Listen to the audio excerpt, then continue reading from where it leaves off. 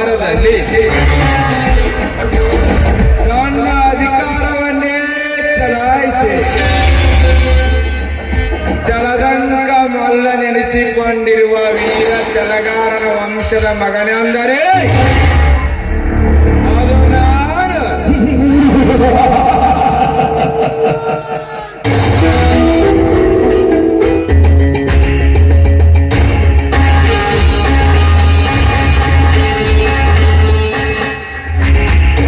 ಅಂದಿನಿಂದ ಇಂದಿನವರೆಗೆ ನ್ಯಾಯಾಂಗದ ನೀತಿಯನ್ನೇ ನಡೆಸುತ್ತಿರುವ ನನಗೆ ವಿರೋಧಿಗಳೆಂಬ ಯಾವ ಪುಣ್ಯವೂ ಇಲ್ಲ. ನನಗೆ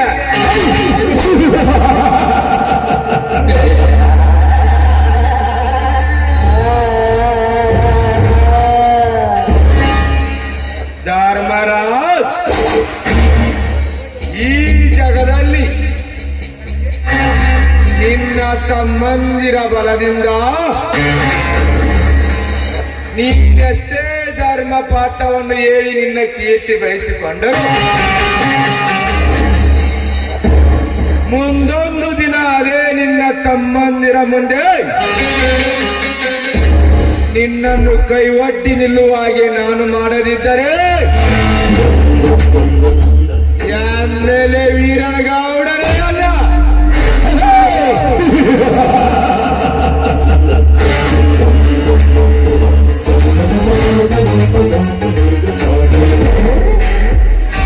ಧರ್ಮರಾಜ್, ವಿಮಾನ ನಿಲ್ದಾಣದ ಆಸೆ ಇಟ್ಟುಕೊಂಡಿರುವ ನನಗೆ ನಿನ್ನ ರೈತರೊಂದಿಗೆ ನನ್ನೊಂದಿಗೆ ಸಹಕರಿಸಿ ನಿಮ್ಮೆಲ್ಲ ಆಸ್ತಿಯನ್ನು ನನ್ನಂತೆ ಮಾಡಿದರೆ ಸರಿ, ಇಲ್ಲವಾದರೆ ಮೋಸದಿಂದ ನಿನ್ನ ತಮ್ಮನೊಬ್ಬನ್ನು ನನ್ನಂತೆ ಮಾಡಿಕೊಂಡು ನಿಮ್ಮ ಬಂಗಾರದಂತ ಸಂಸಾರಕ್ಕೆ ಬೆಂಕಿ ಹಚ್ಚಿ ನಾನೆಚ್ಚಿಕೊಂಡಿರುವ ಆಸ್ತಿಯನ್ನು ನನ್ನಂತೆ ಮಾಡಿಕೊಂಡು ಈ ನಾಡಿನ ಚಕ್ರೇಶ್ವರನೆನಿಸಿಕೊಳ್ಳದಿದ್ದರೆ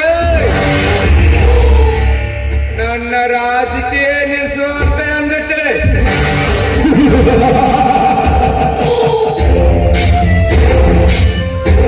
ಮಾಂತ್ರಿಕ, ಮಾಂತ್ರಿಕ,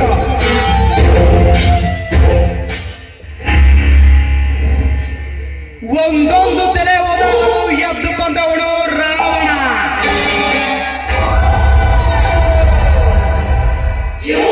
ರಕ್ತದಲ್ಲಿ ಮತ್ತೆ ಮತ್ತೆ ಹುಟ್ಟಿ ಬಂದವನು ರಕ್ತ ಬೀಜಾಸುರ.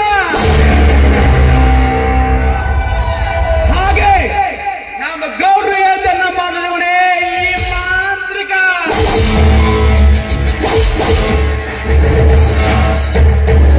ಗೌಡ್ರೆ, ಅದೇನಂದು ಬೇಗ ಸಚಿವರ ಹೇಳಿಕೆಯಂತೆ ಜಿಲ್ಲೆಯ ವಿಮಾನ ನಿಲ್ದಾಣದ ಹೆಸರಿನಲ್ಲಿ ನಮ್ಮ ಫ್ಯಾಕ್ಟರಿಗೆ ಬೇಕಾದ ಭೂಮಿಯನ್ನು ವಶಪಡಿಸಿಕೊಳ್ಳಲು ಜಿಲ್ಲಾಧಿಕಾರಿಗೆ ನೇಮಿಸಿದ್ದಾರೆ. ನಮಗೆ ಭೂಮಿಯನ್ನು ಕೊಡುವವರೆಷ್ಟೋ, ಕೊಡದೇ ಇರೋ ಜನ ಎಷ್ಟು ಎಂದು ಮಾಹಿತಿ ಪಡೆದುಕೊಂಡಿದ್ದೀರಾ? ಗೌಡ್ರೆ, ಅಂದು ಜಿಲ್ಲಾಧಿಕಾರಿಗಳು ಬಂದಾಗ ಹಣ ಕೊಟ್ಟೆವು ಹೊರತು ಭೂಮಿ ಕೊಡುವುದಿಲ್ಲವೆಂದು ಗದ್ದಲ ಮಾಡಿದರು. ಆ ಗದ್ದಲದಲ್ಲಿ ಮಾಹಿತಿ ಸಂಗ್ರಹಿಸುವುದು ಸಾಧ್ಯವಿಲ್ಲ ಗೌಡ್ರೆ. ಸಾಧ್ಯವಾಗದನ್ನೇ ಸಾಧಿಸಿ ತೋರಿಸಿದವನಿಗೆ ನಿಜವಾದ ಗಂಡಸು. ಆದರೆ ನೀನು ಕೆಲಸ ಮಾಡಿದೆಯೋ ಮುಟ್ಟ. ಈ ಗೌಡನ ಬಲಗೈ ಬಂಟನೆಂದರೆ ಹೆಂಗಿರಬೇಕು ಗೊತ್ತಾ? ಗಂಟಾಳಿನ ಶಕ್ತಿಯ ಬಂಟನಾಗಿರಬೇಕು. ಆ ಶಕ್ತಿಯಿಂದ ಯುಕ್ತಿ ಪ್ರಯೋಗಿಸಿ ಶಕ್ತಿಯ ಕೆಲಸ ಮಾಡಬೇಕು. ಸೀತಾ,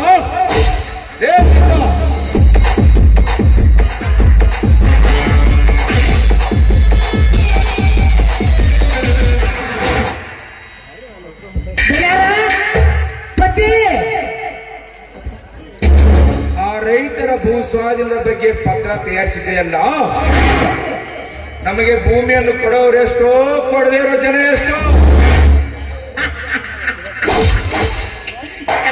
ನೋಡ್ತಾ ಇದ್ದಾರೆ ಅವ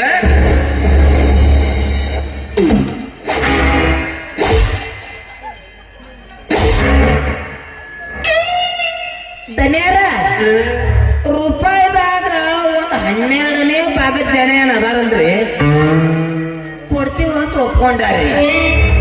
ಆದ್ರ ಇನ್ನು 4ನೇ ಭಾಗದ ಜನ ಏನ್ ಅದಾರಲ್ರಿ ಧನ್ಯಾರ ಅವ್ರು ನಿಮ್ಗೆ ಧಿಕ್ಕಾರನ ಹೋಗಿಬಿಟ್ರಿ ಧನ್ಯಾರ.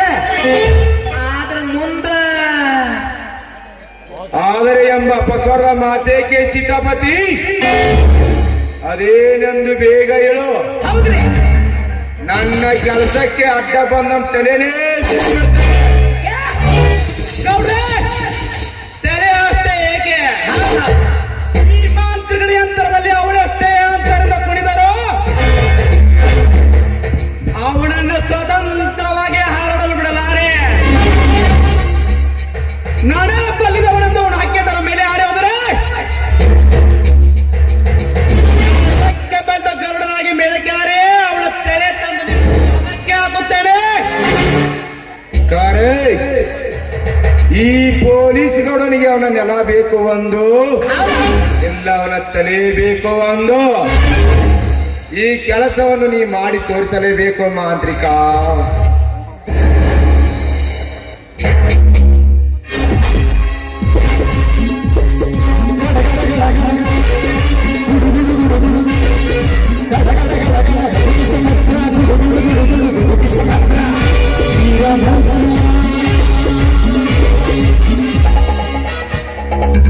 ಸಾಧ್ಯವಿಲ್ಲ ಸಾವುಕಾರ, ಸಾಧ್ಯವಿಲ್ಲ. ನಾನು ಎಮ್ಮೆಲೆ ಇದೆ ನನ್ನ ಮಾತ್ರಕ್ಕೆ ಆ ರೈತರ ಭೂಮಿಯನ್ನು ಕಿತ್ತುಕೊಳ್ಳಲಿಕ್ಕೆ ನಿನಗೂ ಸಾಧ್ಯವಿಲ್ಲ, ಮಾತೃಗಳಿಗೂ ಸಾಧ್ಯವಿಲ್ಲ. ನೀನಷ್ಟೇ ನಿನ್ನ ಕುತಂತ್ರ ಬುದ್ಧಿಯಿಂದ ನಿನ್ನ ಚೇಲಾಗಳ ಕೈಯಲ್ಲಿ ಕಿರುಕುಳ ಪಡಿಸಿದರು. ಅದಕ್ಕೆ ಹೆದರುವವರಲ್ಲ ಈ ರೈತರು. ಇದರಲ್ಲಿ ನಿನಗೊಂದು ಹಿಡಿ ಮಣ್ಣನ್ನು ಕೂಡ ಕೊಡಲಾರವೋ ಎತ್ತರ ಎತ್ತರ.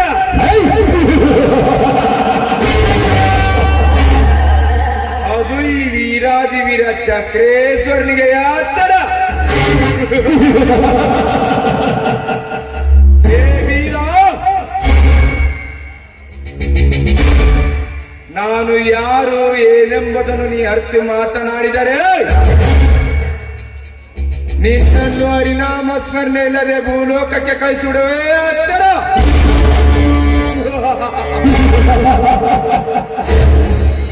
ನಕಲಗೌಡ, ಬಾಯಿ ಬಿಗಿ ಹಿಡಿದು ಮಾತನಾಡು.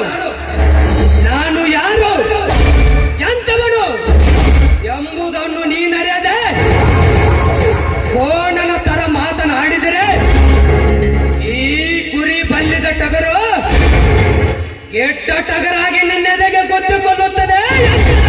ಏ ವೀರ, ಏ ಕ್ರೂರ, ಈ ಬೀರ ಸಪ್ಪನಿ ಬೇಳೆ ಬೀರನಲ್ಲ.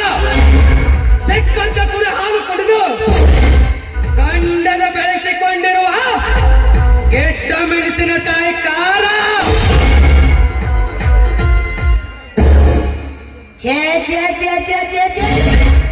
ಹುಡುಗರು ಗದ್ಲಕ್ ಬೀಳ್ತಾವ್ರಿ, ತುಳುದಲ್ಲ ಸಣ್ಣ ವಯಸ್ಸ. ಗೌಡ್ರ ಮಾತಿಗೆ ಮಾತು ಬೆಳೆಸಿ ಸುಮ್ಮನೆ ಕೆಲಸ ಹಾಳು ಮಾಡ್ಕೋಬೇಡ್ರಿ. ಬರೀಲಿ ಒಂದ್ ಮಾತು ಹೇಳ್ತೀನಿ, ಬರೀಲಿ.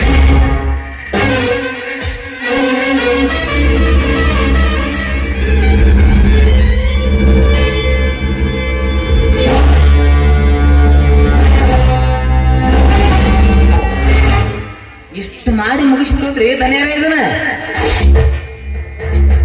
Very good. ನೋಡು ವೀರ, ಸಿಟ್ಟಿನಲ್ಲಿ ಮಾತನಾಡಿ ಅಲ್ಪನಾಗಬೇಡ. ನಿನ್ನ ಸ್ನೇಹ ನನ್ನೊಂದಿಗೆ ಗಟ್ಟಿ ಮಾಡಿಕೊಂಡರೆ ಈ ನಾಡಿನಲ್ಲಿ ನಿನ್ನನ್ನು ಯಾರು ಮುಟ್ಟಿ ಮಾತನಾಡಿಸಿದಂತ ದೊಡ್ಡ ಶ್ರೀಮಂತನಾಗಿ ಮಾಡಿಬಿಡುತ್ತೇನೆ. ಯಾಕಂದ್ರೆ ಅಲ್ಲಿರುವ 300 ಗೋಮಾಳ ಎಕರೆ ನಿನ್ನದು ಅಲ್ಲ, ನನ್ನದು ಅಲ್ಲ. ಅಲ್ಲಿರುವ 400 ಭೂಮಿ ಎಕರೆ ನಿನ್ನದಲ್ಲ ನನ್ನದಲ್ಲ. ನೀವು ಅಂತ ಮಾತುಕೊಡು, ಎಷ್ಟು ಹಣ ಬೇಕು ಅಷ್ಟು ಬಾಯಿ ಬಿಟ್ಟಿರ್ತೇವೆ, ತಕ್ಷಣ ಕೊಟ್ಟು ಬಿಡ್ತೇವೆ. MLA ಸಾಹೇಬ್ರೆ, ನಿಮ್ಮ ಮಾತು ಕೇಳಿ ನಾನು ನಗಬೇಕು ಅಳಬೇಕು ನನಗೊಂದು ಅರ್ಥ ಆಗುತ್ತಿಲ್ಲ. ಯಾವ ಮಾಡಿಪ್ಪ ಇಂಥಕ್ಕೆಲ್ಲ ಆಗಬಾರ್ದಪ್ಪ. ಈ ಜಗದಲ್ಲಿ ಹಣ ಮಾಡಿಕೊಂಡು ನಗಬೇಕು, ಇಲ್ಲ ಅಂದ್ರೆ ನಿಮಗೆ ದಡ್ಡ ಅಂತಾರೆ.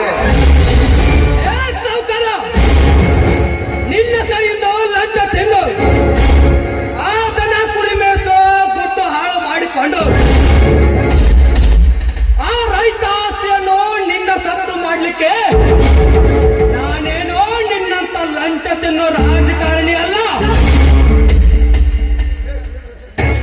ಸೀದಾ ಮಾತಿಗೆ ಸಡ್ಡು ಹೊಡೆದು ರೈತರ ಬೆನ್ನಿಗೆ ಬೆನ್ನಾಗಿ ನಿಂತು ಸತ್ತ ಕುರಿಗಳನ್ನು ಹೊತ್ತು ಮಾರುವ ನಿಯತ್ತಿನ ಕುರುಬ ನಾನು. ನೆನಪಿರಲಿ, ಹೇ ವೀರ, ಹುಚ್ಚರಾಗಿ ಮಾತನಾಡಿ ಎಚ್ಚೆತ್ತ ಮಗಳ. ಸುಮ್ಮನೆ ನಮ್ಮ ಗೌಡ್ರ ಕೆಲಸ ಮಾಡು, ಹಣ ಪಡೆದುಕೋ, ನಿನ್ನ ಹಣ ಉಳಿದುಕೋ. ಇಲ್ಲ ಅಂದ್ರ ಹಣನೂ ಹೋಗತಿ, ಮುಂದೊಂದಿನ ಹೆಣನೂ ಬೀಳ್ತತಿ. ಎತ್ತರದಿಂದ ಮಾತನಾಡು. ನಾನು ಯಾರು? ನನ್ನ ಹೆಣ ಹೋಗುವ ಮುನ್ನ ಮೂವರೇನು ಮಾಡೋದು ನನಗೂ ಚೆನ್ನಾಗಿ ಗೊತ್ತಿದೆ. ಇದು ಅಂದಿನ ವೀರ ಸಿಂಧೂರ ಲಕ್ಷ್ಮಣ ವೀರ ರಾಯಣ್ಣ ಚರಿತ್ರೆಯ ಸ್ಫೂರ್ತಿಯಲ್ಲಿ ಬೆಳೆದು ಕಂಡು ದೇಹ. ನಿಮಗೆ ಕೊನೆಯದಾಗಿ ಮರ್ಯಾದೆಯಿಂದ ಹೇಳ್ತೇನೆ, ಆ ಗೋಮಾಳ ದನಕರಗಳ ಸತ್ತು, ಆ ಭೂಮಿ ಇಡೀ ಜಗತ್ತಿಗೆ ಅನ್ನ ಹಾಕೋ ರೈತರ ಸತ್ತು. ತಾಕತ್ತಿದ್ರೆ ಅದನ್ನು ಮುಟ್ಟಿ ನೋಡಿ ಬರ್ತೇನೆ.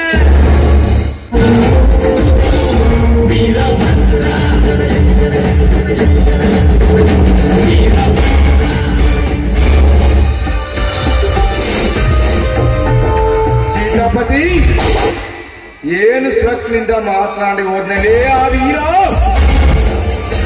ಹಾಕಿದಕ್ಕೊಂದು ಪ್ಲಾನ್. ಹೇ ಸೀತಾಪತಿ, ಹಾಕಿದ್ಕೊಂದು ಪ್ಲಾನ್, ನೀನಾಗಲಿ ಪ್ಲಾನ್. ಆ ವೀರ ಈಗ ನೇಣಿಗೆ ಶರಣಾಗಿರ್ಬೇಕು, ಗೊತ್ತಾಯ್ತಾ? ಲೇ ಲೇ ಲೇ ಕಟ್ಟಿಗೆ ವಯಸ್ಸಾತ, ನಿಮಗ್ ಬುದ್ಧಿ ಬರ್ಲಿಲ್ಲ ಅಲ್ಲಿ? ಬರಿ ಗೌಡ್ರಿ, ಬರಿ.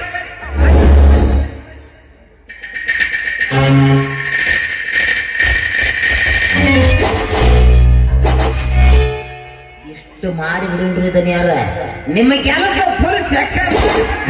ಸೀತಾಪತಿ, ಆ ಬಡ ಬಿಕಾರಿ ನನ್ನ ಮಗನಿಗೆ ನನ್ನ ತಂಗಿ ಕೊಟ್ಟು ಮದುವೆ ಮಾಡುವುದಾ? ನಾನು ಯಾರು? ಇನ್ನು ಅಪಸ್ವರ ಮಾತನ್ನು ಹಿಂದಕ್ಕೆ ತೆಗೆದುಕೊಂಡು ಬಿಡು. ದನಿಯಾರ, ನೀವು ಊರಿನ ಸಾಹುಕಾರೂ ಕರೆ, ದನಿಯಾರೂ ಕರೆ, MLA ಕರೆ, ಆದ್ರ ಮುಂದ ಎಂದಿಲು ಒಂದು ದಿನ ನನ್ನ ಮಾತು ನೀವು ನೆನೆಸ್ತಿರ್ಗೌಡ್ರ ಜೋಕೆ.